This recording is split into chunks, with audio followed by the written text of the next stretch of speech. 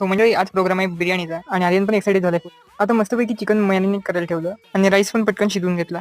कांदा कापला आणि तो तळून घेतला आणि मम्मीने हा बघा मसाला लावला मिक्सरला. बघायला गेलं तर मी मास्टर शेफ होऊ शकतो, पण मी करतो इंजिनिअरिंग.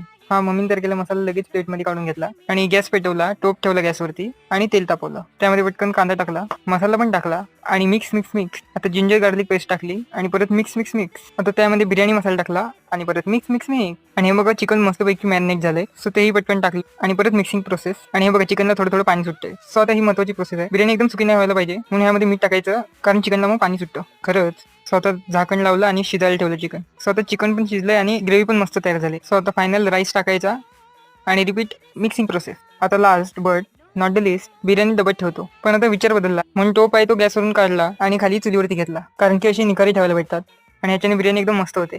आता इतक्या मेहनत मशक्कत आणि लगनने काम केल्यानंतर बिर्याणी झाली रेडी. आता खायला वेट नव्हता. Bye bye.